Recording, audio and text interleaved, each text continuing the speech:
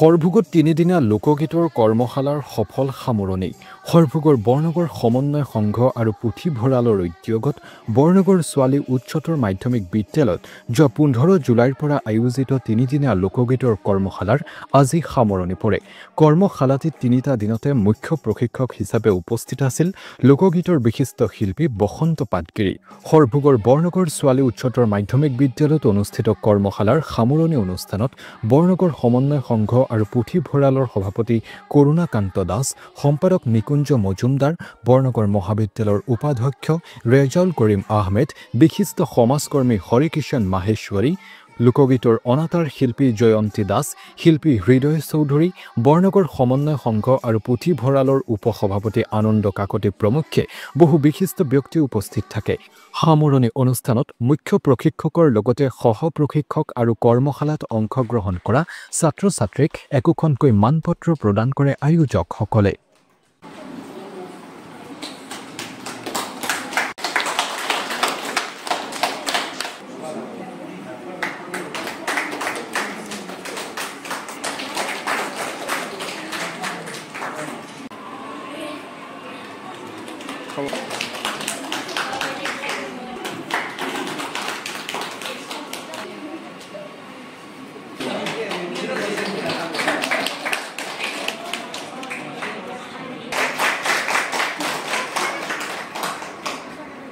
মই প্ৰথমতে সমন্বয় সংঘ আৰু পুথিভঁৰালক মই ধন্যবাদ জনাইছোঁ এই অনুষ্ঠানটো বৰনগৰৰ, আৰু তেওঁলোকে আমাক মাতি আনিছে।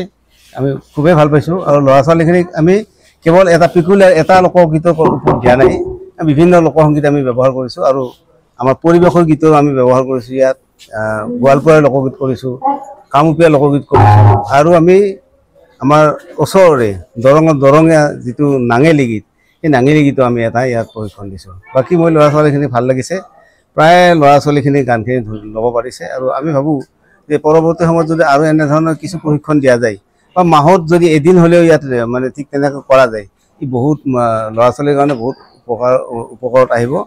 আৰু যিহেতু সাংস্কৃতিক ক্ষেত্ৰখনত সৰভোগ অলপ আগবঢ়া, এই ক্ষেত্ৰত এওঁলোকে অলপ ধৰিব গুৰি বঠা ধৰিব আৰু ল'ৰা ছোৱালীখিনি আগুৱাই নিয়াত সহায় কৰিব। ধন্যবাদ। আমি বৰনগৰ সমন্বয় সংঘ আৰু পুথিভঁৰালে বিগত বছৰবোৰত প্ৰতিভা সন্ধানী পৰীক্ষাৰ জৰিয়তে ছাত্ৰ ছাত্ৰীসকলক পঢ়াৰ ক্ষেত্ৰত আগবঢ়াই নিছিলোঁ, কিন্তু এইবাৰ আমি ব্যতিক্ৰমী অনুষ্ঠান বৰনগৰত লোকগীতৰ তিনিদিনীয়া কৰ্মশালা অনুষ্ঠিত কৰিছোঁ প্ৰথমবাৰৰ বাবে। আৰু এই অনুষ্ঠানত আমাৰ প্ৰায় 40 গৰাকী ছাত্ৰ ছাত্ৰীয়ে অংশগ্ৰহণ কৰিছে। আৰু সন্মানীয় বসন্ত পাটগিৰি ছাৰে এই প্ৰশিক্ষণটোত মুখ্য প্ৰশিক্ষক হিচাপে যোগদান কৰিছে। আৰু আমি দেখিছোঁ যে ছাত্ৰ ছাত্ৰীসকলে এই তিনিদিনীয়া প্ৰশিক্ষণত যথেষ্ট পৰিমাণে আগবাঢ়ি গৈছে।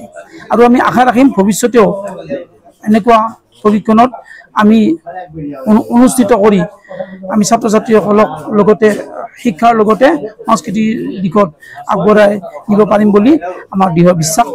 আৰু আমি আশা ৰাখিম যে বৰনগৰৰ সৰ্বস্তৰৰ ৰাইজে যাতে আমাক সহায় কৰে, এই কামনা কৰি আমি পৰৱৰ্তী সময়ত চিন্তা চৰ্চা কৰিম।